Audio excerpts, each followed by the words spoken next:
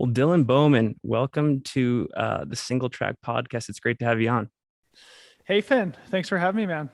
Yeah, no worries. So I wanted to have you on the pod, because I'm a huge fan of your athletic background, but you've built this incredible thing at Pyllars. You're building a business around the sport. I also think probably more interestingly, you're thinking about the future of the sport and the contribution you can make to leave it better than you found it. And I think that there should be more of you in our sport. So hopefully our conversation today inspires more people to take a similar route and to think about the effect they have when it's all said and done. So yeah, I think we should lead with what I think is breaking news on your end, and that is the fact that you are all in on Pyllars. Can you talk about that announcement a little bit and about the business and how it got started and where you see it going, all that? Yeah, well, thanks so much, Finn. It's great to be here. I appreciate you having me on and giving me an opportunity to talk about what we're working on. And yeah, glad to see you now with the show. And I think it's going to be really cool. Looking forward to seeing what you provide to the conversation too. But again, yeah, I'm Dylan Bowman. I live here in Portland, Oregon. And to your question, yeah, I founded a business just this past year.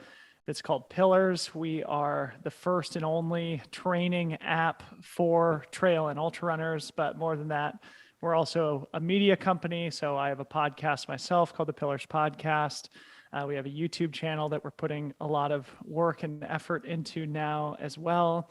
And I guess more generally, our mission as a company is to help take the sport of trail and ultra running and take it to the next level, push it into the next generation, be innovative, be future forward, but also be true to the values, to the culture, and to the spirit of the sport at all times. So I have been a professional runner myself for the last 12 years or so. I'm 35 now, still very much feel motivated to train and compete at a high level for as long as my body allows me to, and for as long as my motivation remains the same.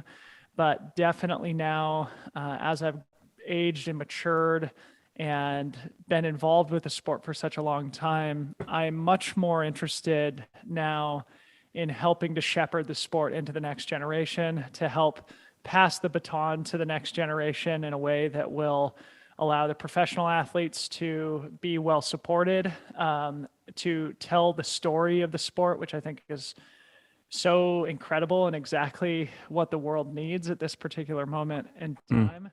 But also to ensure that the values and the culture of the sport is preserved in the next generation. So that's kind of the mission of what we're doing now. And yes, I have made the decision to leave a long time, very stable career. I've been working in sales for a sports technology company now for the last 9 years. My colleagues are all dear friends of mine, people who I have a lot of respect and admiration for, people who I've loved working with. But having worked on Pyllars on the side in our content, it just brings me so much joy, man. And I have so much fun doing what I'm doing now that the insecurity that I feel about losing the steady income of my career and the stability that it provided as well is mitigated by a deep enthusiasm and a deep confidence in what we're doing right now, and just that feeling of joy and purpose that I'm getting from it. So yeah, that's what I'm doing. If you want me to talk a little bit more about, the app or whatever, I can go into a little bit more detail. But that's generally where I am now in my life, and really looking forward to the future. I dig it, and I'm a proud supporter. And I got to say, I'll plug it right now. There's a Patreon page too, so if you can go, if you find value in what Dylan does, I know I do. I'll plug the Patreon page as well as becoming a premium subscriber on the app as well. Yeah, there's a lot to unpack there. I think the first thing that I want to dig into is any immediate gaps in, let's call it, the ultra running market you think Pyllars can fill, and then long term, like, do you have moonshot ideas for Pyllars? Like, what does this ultimately evolve into 5, 10, 15, 20 years down the road? Like, what are you thinking?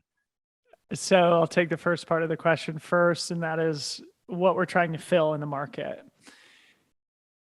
It's my opinion that this sport should be more approachable in general. Of course, in the US especially, where trail running and ultra running are mostly synonymous, where people who come into the sport are immediately introduced to 100-mile racing, I think it can be a little bit intimidating, and I think that constrains the growth of the sport. And I think the growth of the sport is good. Okay, so that's an important thing to say at the front here. I think we share the same view. Sport is good because the sport changes lives, and I think the more people we have in the sport, the more we can use the culture and the values of the sport to change their lives and to make them better human beings who contribute better in their own lives and their own relationships. And well, like I said, we have the first and only training app in the sport of trail and ultra running. And what I'm trying to do with this is find a happy medium between one-on-one coaching and generic training plans, right? So effectively what we're trying to do is democratize information that will help people come into the sport and be successful. So within the app, we have things like training plans, nutrition modules, strength and movement exercises, meditation, breath work, yoga, and we have a lot of ideas about how we're going to expand and continually add to this library. But at the same time, we also have a very forward-oriented community function within the app, and that's really the core of everything that we're trying to do. And so where most one-on-one coaching relationships are just that, you know, you speak with your coach on the phone, you'd exchange emails, maybe if you live in the same city, you get together once in a while. This is meant to be much more focused on learning from everybody, to make it very collaborative, to make it very community oriented. And so every week we do a Zoom call with our subscribers of the app where they can ask questions, where we can talk about training, where we host special guests who have expertise in different fields that are relevant to performing well in trail running. And so that we can all learn together, right? So instead of paying your coach $150, $250 a month, or instead of buying a training plan for whatever it costs, $100, and not getting any guidance beyond that, we're trying to find a space in the middle there where we can give people the tools and information that they need to be successful at a price point that we think is approachable to almost everybody. And for those who can't afford the app, I should say now, it's $120 a year, so $10 a month to be a premium subscriber of our app and to have access to this community stuff and all this information. So $10 a month to, give people as much information as we feel that they need in order to be successful in this sport. And having a sort of a coaching type relationship with them where they can always reach out and ask questions within our app or on email or however they want to get in touch with us. And we're happy to answer any and all questions that come up. But also, doing it in such a way to where it can scale and where we can provide service to everybody. So that's what we're trying to do. And for those who do want to kind of be part of it, but can't afford the $10 a month, we do give away subscriptions for free all the time. So that's also a really important thing for me. Awesome. And something that I really believe in terms of helping the sport grow and democratizing the support and just help making the sport more approachable so that it can grow. Awesome. And in terms of moonshot ideas, I mean, you have a lot of irons in the fire in the sport. Obviously, you're a notable athlete. You've done the live coverage of Western States, which we'll dig into in a little bit. Does this business start to become an umbrella for a lot of different pieces in our sport? Like, what are you thinking about when you think of like, I want to go for something really big? I mean, what you're doing already is huge, but the tech person in me is always thinking like, how does this thing scale into something crazy, Well, Finn, I have to be somewhat cryptic because I do have big moonshot ideas for what we want to do in the future. And what I will say is that I think with the stuff that we plan to do in the next 12 to 18 months, say, it's going to surprise people. We are thinking bigger than just what we have out in the world now. And I can't talk in great detail about that, but we really do want to make a difference in the sport, and we want to use the sport to make a difference in the world. one of the things that we've done recently that I'm very excited about is we launched a second podcast within our sort of Pyllars network, show called Trail Society. This is a show that's hosted by Keely Henninger, Corinne Malcolm, and Hillary Allen. It's a roundtable format. It's science oriented based on all of their backgrounds as scientists. It has a lot of, sort of coaching dynamics to it because of the fact that both Hillary and Corinne are coaches. And obviously it's at least moderately sort of focused on the experience of female athletes. I am so excited about this show and for the potential that these three women have to make a big difference in our sport as well. So that's an example of something that I really am excited about and proud of, is helping to also lift the voices of intelligent individuals in the sport who are similarly passionate about the future. And one of the things that I'll say too, Finn, is that I feel like the sport is always reluctant to change. Whenever somebody tries to do something in trail running that's a little bit different, people get really scared and oftentimes really upset about it. And there's some examples of this that we don't necessarily need to go into, but that's what I want to do. I want to try stuff. I want to do things. I want to innovate, and I want to push and take swings. And so there's a lot of other things beyond just media, digital stuff that I'm interested in, but I can't talk about a lot of it quite yet. And I actually want to revisit that pushback conversation later on. But the last thing I want to talk about on this topic here is, when I think of ways to make it in this sport, I really think of 4 buckets. The first is being a pro athlete. The second is running some sort of retail store. The third is coaching. And then the fourth is race directing. You went the tech route, which is really interesting. And it's interesting to me because there really isn't a playbook for it in this sport. Like, you don't really have that many mentors to turn to for like how things work, how you're going to build this thing. So where do you get your inspiration? Like, who are you looking to for like just like business model inspiration? Dude, I'm so glad you asked this because it's really important. And I think something that is relevant beyond just my personal experience. I'm really lucky to have the network of people that I do.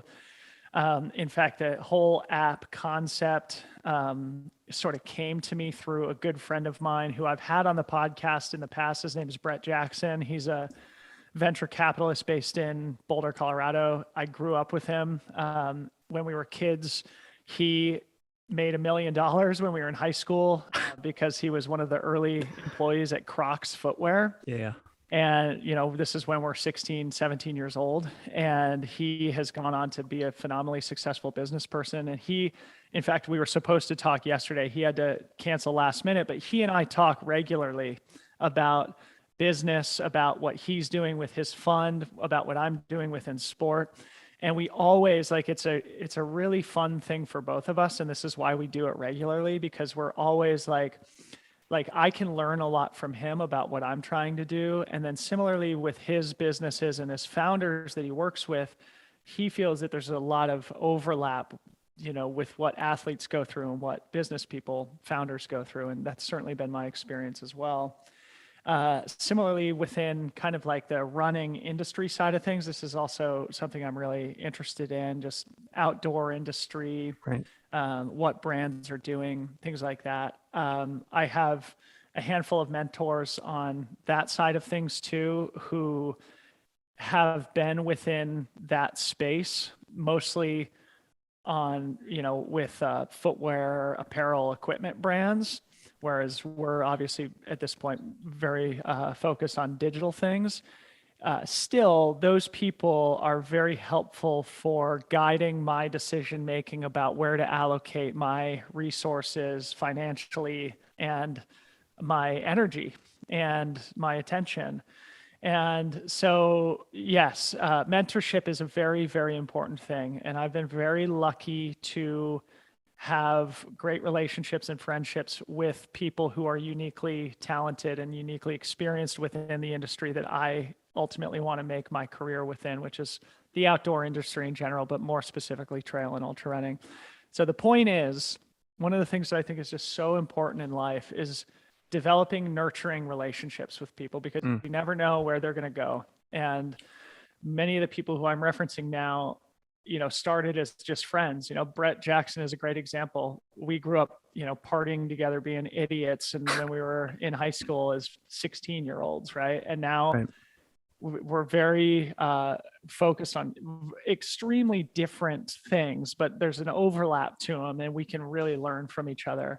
And so that's just a thing that I like to stress, is just the importance of developing, nurturing relationships with people, not burning bridges, finding common ground, and not being adversarial, which I think is sometimes a knee-jerk reaction in the internet age. And that goes back to sort of like people resisting change, resisting innovation. So yeah, that would be something that I would certainly recommend to the listeners, is just focus on your relationships. And it's interesting the pushback that people who want to create get. Like there's like a bias towards people. I don't know. We'll touch on it in a minute, but this is going to be a good theme, I can tell.